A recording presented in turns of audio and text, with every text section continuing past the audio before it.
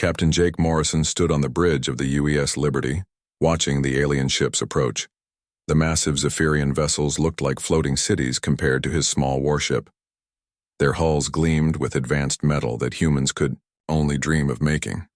Jake kept his face calm, but inside he smiled. The aliens had no idea what was really happening. "Captain, they're sending another message," said Lieutenant Amy Chen from her station. "Same demand as before, they want us to leave the mining zone." Jake nodded slowly. He had to look worried even though he felt anything but worried. For 50 years, humans had played this game. They acted weak. They acted scared. They let the aliens think Earth was just another small planet with primitive people. "Send back our usual response," Jake said. "Tell them we need more time to contact Earth for orders." The Zephyrian commander would laugh at that message. All the aliens laughed when humans asked Earth for permission. They thought humans were too scared to make their own decisions. They thought human ships were slow and weak. They were wrong about everything. Far away from this confrontation, Admiral Lisa Rodriguez sat in a command center that did not officially exist. The room was buried deep inside what looked like a simple asteroid mining station. But this was no mining station. This was the heart of humanity's greatest secret. "Admiral, we're getting reports from all sectors," said Commander Danny Phillips. "The Zephyrians are moving their fleets just like we predicted." Lisa looked at the massive display screen showing the entire solar system. Red dots marked enemy ships. Blue dots marked the ships everyone could see, the weak human fleet that aliens mocked. But green dots showed the truth. Thousands of green dots hidden throughout space. Ships that had been built in secret. Ships that used technology the aliens could not imagine. "How long until they're all in position?" Lisa asked. 18 hours, Admiral. Maybe less." Lisa had waited 30 years for this moment. She had joined the real human navy when she was young, back when they first learned about other species in the galaxy. Back then, human leaders made a choice. They could try to fight the aliens right away and lose badly, or they could be smart, they could wait, they could learn. They could prepare. They chose to wait. Dr. Kevin Hayes worked in his laboratory, finishing the last tests on humanity's secret communication system. To anyone watching, he looked like a simple scientist studying rocks from asteroids. His lab looked basic and old. Even his equipment looked like it barely worked. But Kevin was putting final touches on technology that would change everything. Quantum communication devices that could send messages instantly across vast distances. No delay, no interference. Perfect coordination for thousands of ships spread across the solar system. "Final test complete," he said to his assistant, Dr. Nicole Barnes. "All communication nodes are working perfectly." Nicole smiled. She had spent 15 years helping develop this system. Like everyone else involved in the real human military, she had lived 2 lives. During the day, she was a simple researcher. At night, she worked on weapons and technology that would shock the galaxy. "The timing devices are ready too," Nicole said. "When Admiral Rodriguez gives the signal, every hidden ship will receive it at exactly the same moment." Back on the UES Liberty, Jake received another angry message from the Zephyrian commander. The alien was getting impatient. His name was War Leader Kethvar, and he commanded over 5,000 ships. He thought 5,000 ships were more than enough to handle a few hundred primitive human vessels. "Humans!" Kethvar's voice boomed through the communication system. "You have 1 day to remove your ships from the system. If you do not obey, we will remove you ourselves." Jake looked around his bridge. His crew all wore expressions of fear and worry, but their eyes told a different story. Every person on his ship was a trained actor. They had practiced looking scared for years. "War Leader Kethvar," Jake replied, making his voice shake slightly. "Please understand, we are peaceful people. We only mine asteroids for basic metals. We mean no harm to anyone." Through the communication screen, Jake could see the alien commander laugh. Kethvar was large and covered in thick scales. His species had conquered dozens of worlds. He thought humans would be easy. "Peaceful or not, you will leave. You're primitive. Ships are no match for Zephyrian power. Look around you, human. Count our vessels. Accept your weakness." The communication ended. Jake allowed himself a small smile now that the alien could not see him. Lieutenant Chen, send a coded message to all human ships in the area. Tell them to continue looking worried. Yes, sir. Jake walked to the front of his bridge and looked out at space. He could see the Zephyrian ships moving into attack formations. They were being very obvious about it. They wanted humans to see their strength and be afraid. What they did not see were the thousands of human ships hiding nearby. Ships built inside hollowed-out asteroids. Ships covered with advanced stealth technology. Ships that had been waiting for this exact moment. The UES Liberty itself was not what it appeared to be. Its hull looked old and damaged, but that was just a disguise. Underneath the fake outer layer was armor stronger than anything the Zephyrians had. Hidden weapon systems, waited to deploy. The ship's real engines were 10 times more powerful than what the aliens could detect. Ambassador Claire Bennett sat in her office on Earth, reading reports from across human space. Every alien species in the galaxy thought they understood humanity. They thought humans were weak newcomers who got lucky finding space travel. They thought human technology was hundreds of years behind everyone else. They were about to learn how wrong they were. Claire opened a secure communication channel to Admiral Rodriguez. The channel used technology that aliens could not detect or understand. Admiral, the Galactic Council has just voted. They're supporting the Zephyrian demands. They want us out of the outer solar system. Understood, Ambassador. Are you ready to show them who we really are? Claire looked out her window, at the Earth below. 50 years of pretending to be weak. 50 years of letting aliens think they were better than humans. 50 years of careful planning and preparation. Yes, Admiral. It's time to stop pretending. The greatest deception in galactic history was about to end. Soon, every species in the galaxy would learn the truth about humanity. They would learn that the weak primitive humans they had ignored and mocked were actually the most dangerous force in known space. The aliens thought they were about to crush a weak enemy. Instead, they were about to witness the rise of a power unlike anything the galaxy had ever seen. War leader Kethavar settled into his command chair, confident in easy victory. He had no idea that his fleet was flying into the most carefully planned trap in military history. War leader Kethavar spread his fleet across the outer solar system like a hunter setting a trap. His ships moved slowly and deliberately, making sure the humans could see every vessel.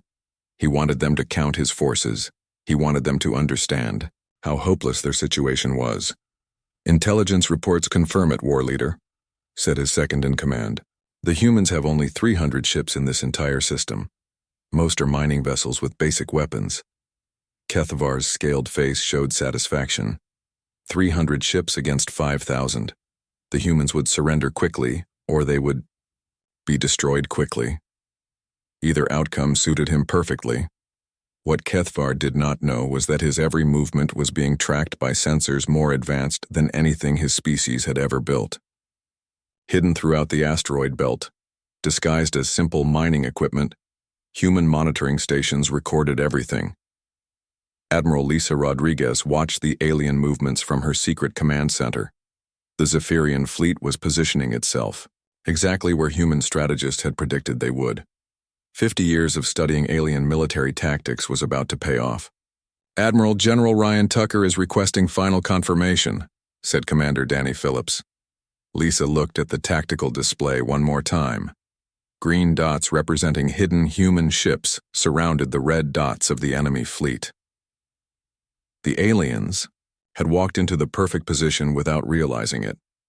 Tell General Tucker that Operation Daybreak is approved. All units are to remain hidden until my direct order. On Earth, General Ryan Tucker received the message in his underground command center. Around the globe, similar centers came alive with activity. Men and women who had spent decades pretending to be simple civilians began activating the most sophisticated military network ever created. Colonel Amy Foster stood in what appeared to be a civilian research station on Mars. To any alien observer, she was just another human scientist studying Martian geology. In reality, she commanded one of humanity's most advanced military bases. All stealth systems are functioning perfectly, reported Major Steve Parker. The Zephyrians have scanned this facility 12 times. They see nothing but rock samples and basic equipment. Amy smiled. The rock samples were actually components of weapon systems that could destroy entire fleets. The basic equipment included shields and armor that alien technology could not penetrate. Dr. Kevin Hayes made final adjustments to the quantum communication network. In less than 24 hours, this system would coordinate the largest military operation in galactic history. Every hidden ship, every secret base, every concealed weapon would act as one unified force. Dr. Barnes, are the adaptive shields ready for field testing? Kevin asked. Nicole Barnes nodded as she ran diagnostics on humanity's greatest technological breakthrough. The adaptive shielding could absorb energy from alien weapons and redirect it back at attackers. Combined with human kinetic weapons, it would make human ships nearly invulnerable. All systems show green, Dr. Hayes. The aliens are about to learn that energy weapons have a serious weakness. Back in space, Captain Jake Morrison continued his performance aboard the UES Liberty. His ship moved in seemingly random patterns, as if his crew was panicking. He sent desperate messages to Earth, begging for reinforcements that everyone knew would never come. Captain, the Zephyrian commander is hailing us again, reported Lieutenant Amy Chen. Put him through. Remember, everyone, look terrified. War leader. Kethavar's image appeared on the main screen. The alien looked even more confident than before. His fleet had finished moving into attack positions. Human captain, I offer you one final chance. Surrender now and your people will be allowed to live as servants to the Zephyrian Empire. Refuse, and you will all die. Jake let his voice shake with apparent fear. War leader, please reconsider. We have families on these ships, children. We are not warriors like your people. We only want to mine asteroids and live in peace. Kethavar laughed, a sound like grinding metal. Peace is for the strong, human. You are weak. The weak serve or die. Choose quickly. The communication ended. Jake turned to his crew, dropping the act for just a moment. How long until the Admiral gives the signal? 16 hours, Captain. Maybe less if the aliens move faster than expected. Jake nodded. 16 more hours of pretending to be helpless. 16 more hours of letting aliens think humans were nothing special. He had been pretending for so long that he almost missed, feeling like a real military officer. Throughout human space, similar scenes played out on dozens of ships. Captain Rachel White commanded the UES Defender, which appeared to be a simple cargo hauler. In reality, her ship carried enough firepower to level a small moon. Commander Sandra Wright led a convoy of refugee ships fleeing from Zephyrian forces. The aliens followed her ships with amusement, enjoying the sight of humans running away. They had no idea that each refugee ship was actually a heavily armed warship, drawing the enemy exactly where human commanders wanted them. On the planet Neptune, Dr. Hayes activated the final communication relay. The quantum network was now complete. When Admiral Rodriguez gave the order, it would reach every human ship and base instantly, no matter how far away. Network status confirmed, Nicole Barnes announced. We now have real-time communication across the entire solar system. The aliens still think we use primitive radio signals with long delays. Ambassador Claire Bennett received an urgent message from the Galactic Council. The Council was meeting an emergency session to discuss the human problem. Most member species supported the Zephyrian Empire's demands. A few expressed mild concern about attacking a peaceful species, but none offered to help humanity. Claire read the official statement with dark satisfaction. The Galactic Council finds that human mining activities in the outer Sol system represent an unacceptable expansion of human influence. The Council supports the Zephyrian Empire's right to enforce reasonable limits on human territorial claims. The message was clear. The galaxy's most powerful species had decided that humanity needed to be put in its place. They thought humans had grown too bold, too confident. They wanted to remind everyone that humans were newcomers who should be grateful for whatever scraps the older species allowed them to have. Claire composed her reply carefully. It had to sound weak and desperate, just like every other human communication for the past 50 years. The human government respectfully requests additional time to comply with Galactic Council recommendations. We are a peaceful species and wished to avoid any conflict that might harm innocent civilians. What Claire did not mention was that there were no innocent civilians in human space. Every human in the solar system was either a trained military operative or had been evacuated to safety weeks ago. The mining ships and research stations that aliens could see were all military vessels in disguise. War leader Kethvar received Claire's message and shared it with his officers. They all laughed at the pathetic human plea for more time. War leader, shall we begin the attack now? Asked his tactical officer. The humans are clearly too weak to resist. Kethvar considered this. Part of him wanted to attack immediately and crush the humans quickly. But another part wanted to savor this moment. How often did a military commander get to destroy an entire species' space presence without any real opposition? No, we will wait. Let the humans spend their last hours in fear. Let them send more desperate messages begging for mercy. When we finally attack, their terror will be complete. It was exactly the decision human strategists had hoped he would make. Every additional hour gave Admiral Rodriguez more time to position her secret fleet. Every moment of delay put more human ships in perfect attack positions. The Zephyrians thought they were being cruel by making humans wait in fear. In reality, they were giving humanity precious time to prepare the most devastating surprise attack in galactic history. As the hours passed, tension grew throughout the solar system. Alien ships moved into final positions. Hidden human vessels powered up weapon systems that had never been tested in real combat. In command centers across human space, officers checked and rechecked their orders. Soon, the galaxy would learn the truth about humanity. The species they had dismissed as weak and primitive was about to reveal power beyond their worst nightmares. The moment that would change galactic history began at exactly 1432 Solar Standard Time.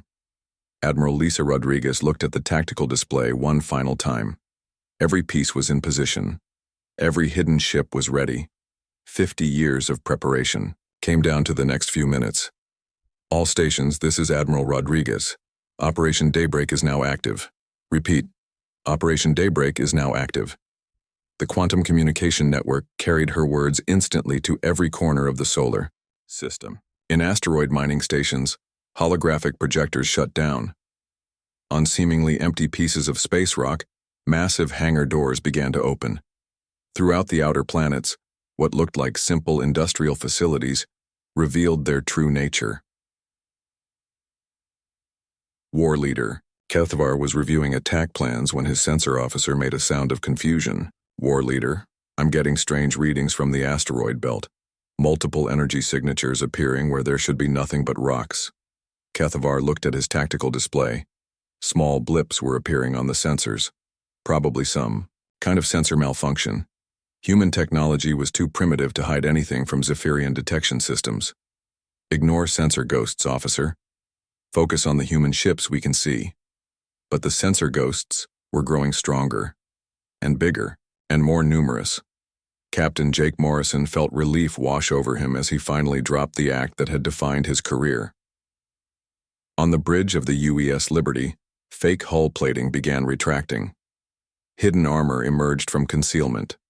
Weapon ports opened along the ship's sides. All hands, this is the captain. Stop pretending. Show them who we really are. His crew moved with precision that would have impressed the galaxy's best military forces. Lieutenant Amy Chen's fingers danced across controls that activated systems the Zephyrians had never detected. The UES Liberty transformed before alien eyes from a primitive patrol ship into a technological marvel. Captain, all weapons are online, shields at full power, the ship is ready for combat. Jake smiled as he opened a communication channel to the enemy fleet. When war leader Kethvar answered, the alien's expression changed from confidence to confusion. War leader, I believe you wanted to see human military capabilities. Allow me to provide a demonstration. Throughout the solar system, the great revelation continued. Asteroid Mining Station 7 stopped looking like a mining station.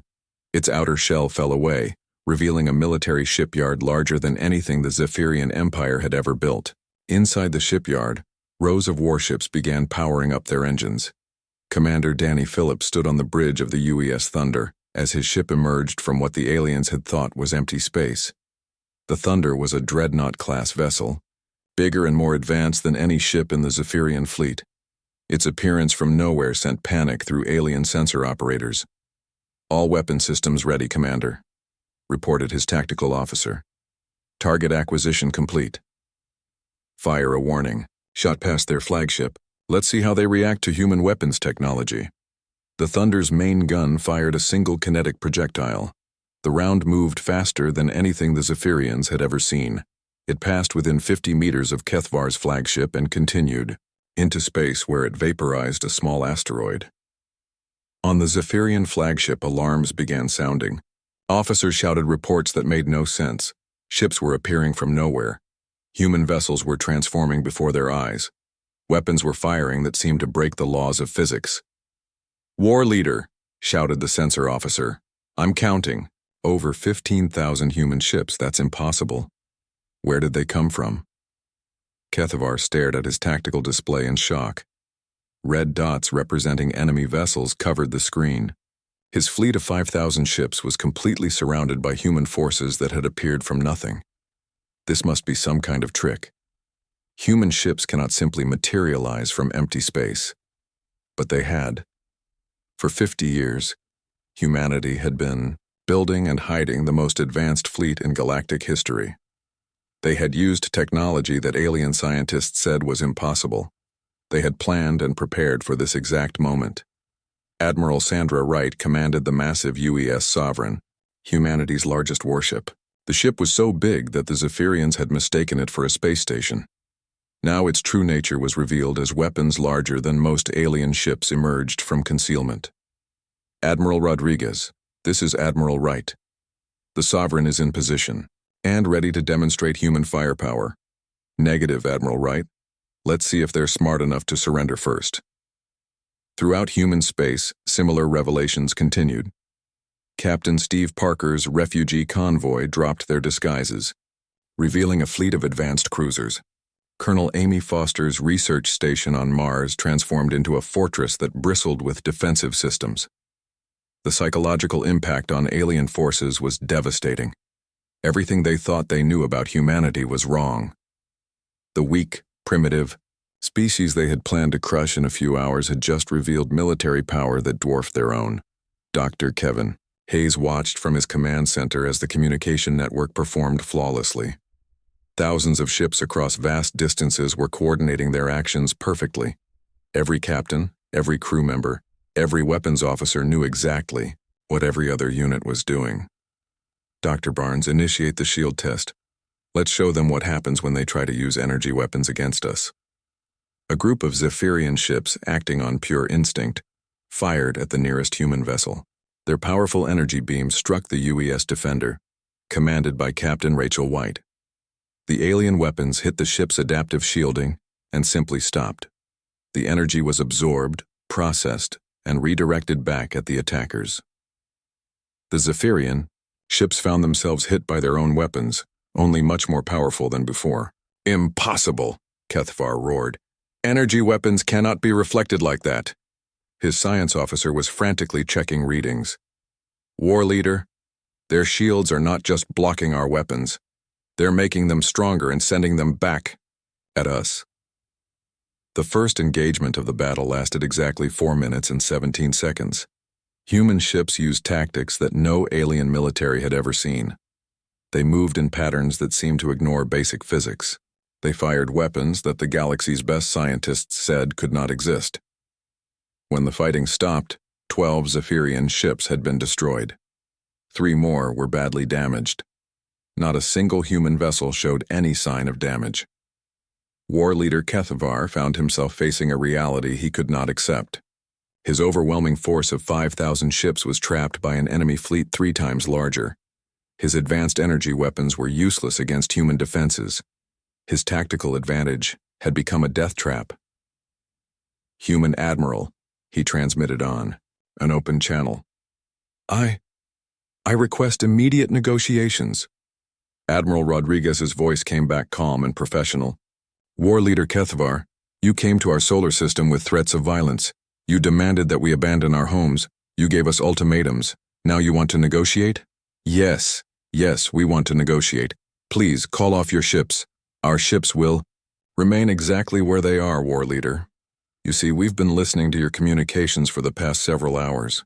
We know about your plans to divide human colonies among your allies. We know about the slave markets you've established for captured humans.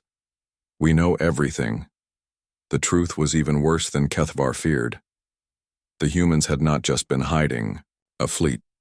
They had been gathering intelligence on every alien species for decades.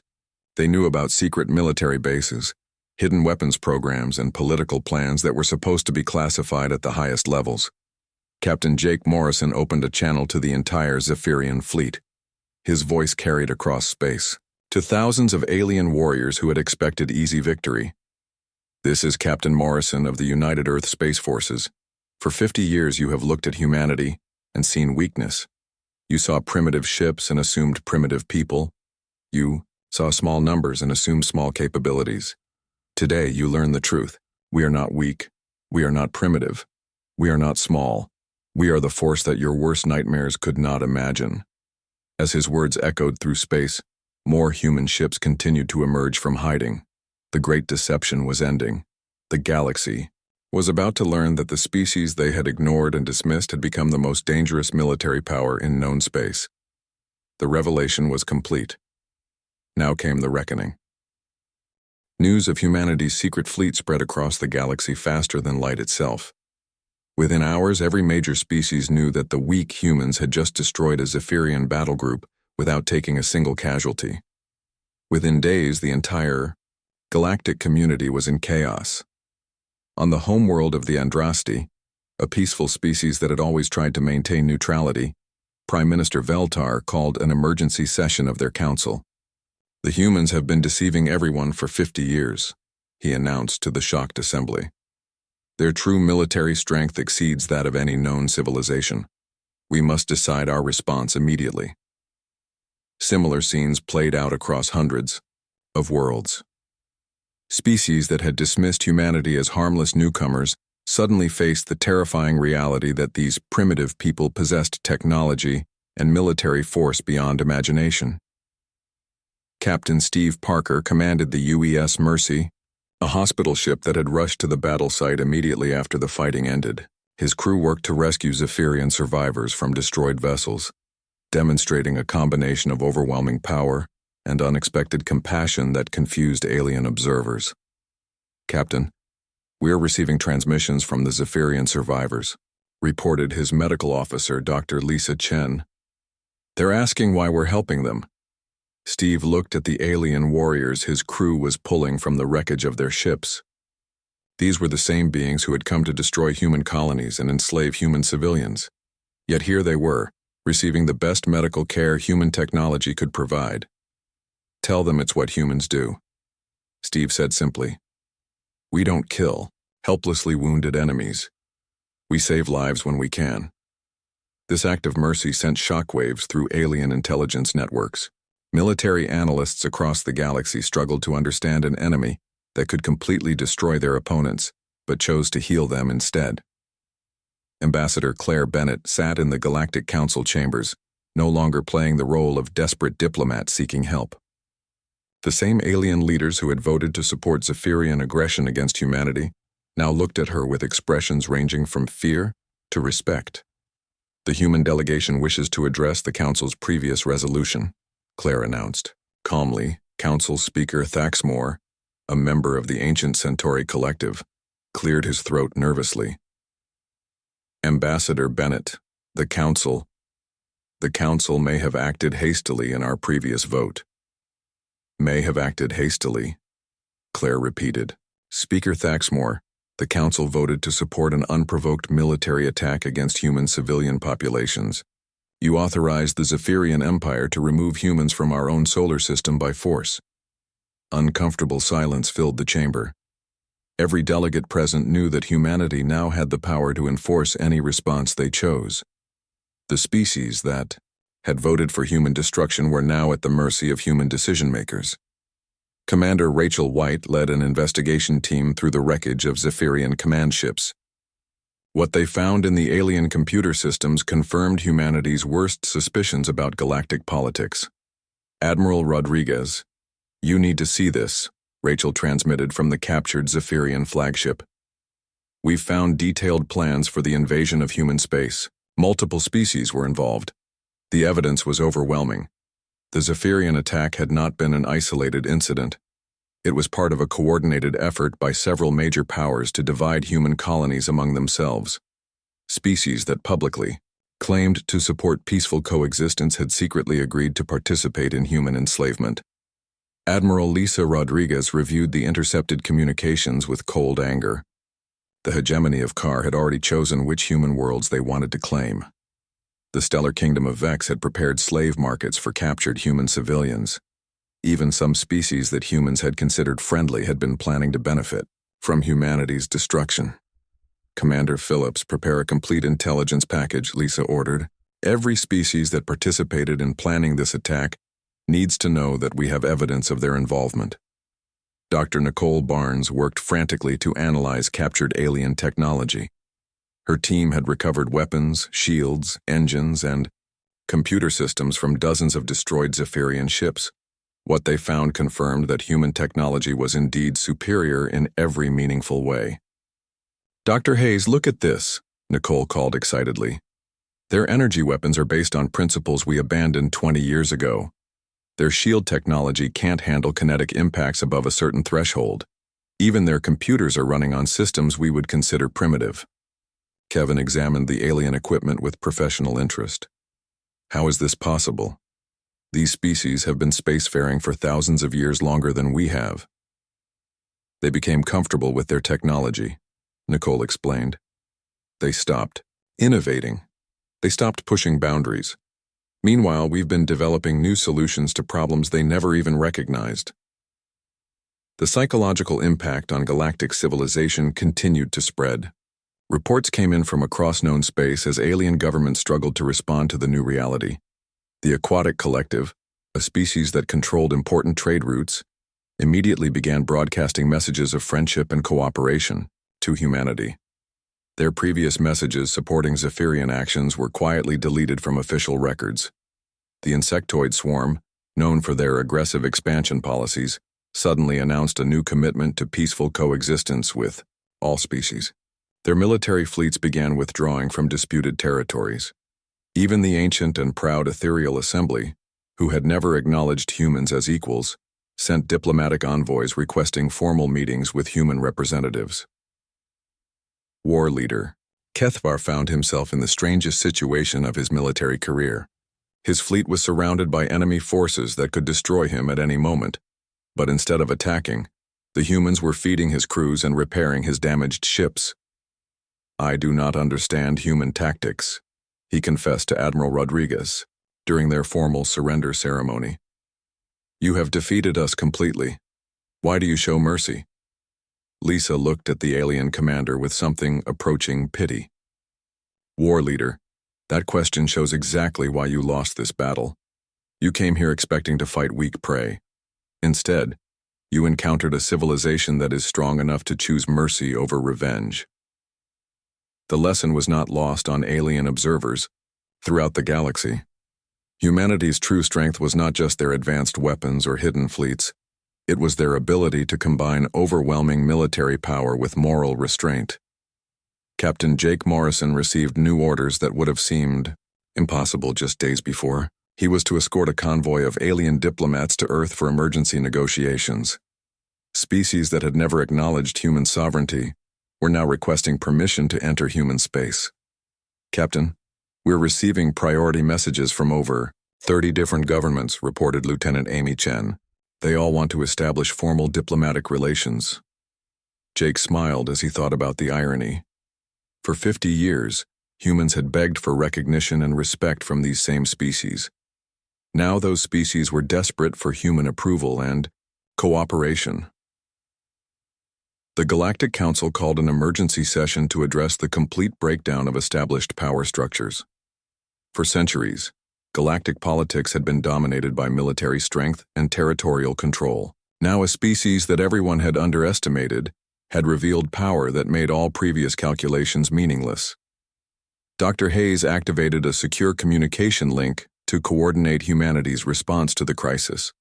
The same quantum network that had enabled their military victory now allowed human leaders across the solar system to make unified decisions about the galaxy's future. The question, he said to Admiral Rodriguez, is what kind of galaxy we want to create. We have the power to rule through fear, like the old empires did. Or we can build something better. Lisa nodded thoughtfully. The aliens are expecting us to behave like they would in our position. They expect conquest, revenge, and domination. What if we surprise them again? The greatest surprise in galactic history was about to be followed by another shock to alien expectations. Humanity had revealed that they were stronger than anyone imagined. Now they were about to demonstrate that they were wiser than anyone expected. The galaxy waited in fear to learn what the newly revealed human empire would demand. They were about to discover that humanity's greatest weapon was not their secret fleet, but their vision of what civilization could become. 6 months after the revelation that shook the galaxy, the universe looked completely different. The Galactic Council had been reformed with humanity as a permanent member of the Security Committee. Species that had once dismissed human concerns now competed for human attention and approval. Admiral Lisa Rodriguez stood in her new office aboard the UES Sovereign, now serving as Supreme Commander of the Galactic Peacekeeping Force. Through her windows, she could see ships from dozens of different species working together on joint patrols. Many of those same species had been planning humanity's destruction less than a year ago. Admiral, we're receiving reports from Sector 7, announced Commander Danny Phillips.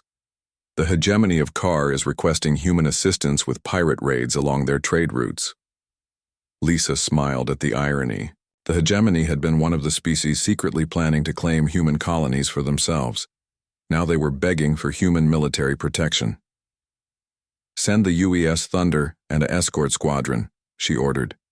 But make sure Captain Phillips includes ships from the Andraste Collective in his task force. It's time these species learned to work together instead of plotting against each other. The psychological transformation of galactic civilization had been as dramatic as the military defeat of the Zephyrians. Species that had spent millennia competing for dominance through warfare and intimidation were now discovering the benefits of cooperation and mutual respect. Captain Jake Morrison found himself in an equally strange new role. The UES Liberty now served as flagship for joint training exercises between human and alien forces. His crew worked alongside former enemies, teaching Zephyrian officers the tactical doctrines that had defeated them so completely. Captain Morrison, said war leader Kethvar, who now held the rank of training coordinator in the reformed Galactic Defense Force. My officers are struggling to understand human battle tactics. Your strategies seem to ignore established military principles. Jake looked at his former enemy with patience he had learned over months of working together. War leader, your people have been fighting the same way for thousands of years. You became predictable. We studied your tactics and developed counters for everything you could do. But how did you coordinate so many ships without communication delays? How did your shields reflect our energy weapons? How did you hide entire fleets in empty space? Innovation, Jake replied simply. We never stopped looking for better ways to solve problems. When we encountered galactic technology, we didn't copy it. We improved it. The lessons learned from humanity's technological achievements were spreading throughout the galaxy. Dr. Kevin Hayes now led the Galactic Research Consortium, a joint scientific effort that included the brightest minds from dozens of species. The key insight, he explained to a gathering of alien scientists, is that technology should solve problems, not just demonstrate power. Human weapons were designed to end conflicts quickly with minimal casualties. Human shields were designed to protect lives, not just absorb damage. Dr. Nicole Barnes worked alongside researchers who had once considered humans too primitive to notice. Now those same researchers competed for the chance to learn human techniques and contribute to human projects. Dr. Barnes, the quantum communication principles you've shared have revolutionized our understanding of instantaneous coordination, said Professor Veltak of the Ethereal Assembly. How did humanity develop such advanced theoretical frameworks, Nicole? Smiled as she remembered the early days when human researchers had to pretend their work was simple and crude. We had excellent motivation, Professor. We knew that our survival depended on being better than everyone else expected. Ambassador, Claire Bennett addressed the reformed Galactic Assembly from the podium, where she had once begged for recognition and respect. Now the same delegates who had voted for humanity's destruction hung on her every word. The Terran Federation proposes a new framework for interspecies relations, she announced. Instead of competing for resources and territory, we should focus on sharing knowledge and building mutual prosperity. The proposal would have been laughed out of the Assembly a year ago. Now it passed by unanimous vote. Species that had spent centuries fighting each other were eager to demonstrate their commitment to the human vision of galactic cooperation. Captain Steve Parker's hospital ships had become symbols of humanity's different approach to power. The UES Mercy and her sister ships provided medical assistance to any species that requested it. Former enemies received the same quality care as humanity's closest allies. Captain, we're receiving a distress call from a Zephyrian civilian transport, reported his medical officer. They've suffered engine failure and have injured passengers aboard. Set course to intercept, Steve ordered without hesitation. Full medical response team to the shuttle bay. The Zephyrian civilians had grown up hearing stories about the terrifying humans who had destroyed their empire's greatest fleet. When human medical officers boarded their ship, they expected harsh treatment or demands for surrender. Instead, they received the finest medical care available in the galaxy. Human doctors worked for hours to save Zephyrian lives, asking nothing in return except the satisfaction of helping fellow sentients in need. Commander Rachel White led archaeological expeditions that were discovering the true history of galactic civilization. Teams of human and alien researchers worked together to uncover evidence of ancient conflicts and their consequences. What we're learning is troubling, she reported to Admiral Rodriguez.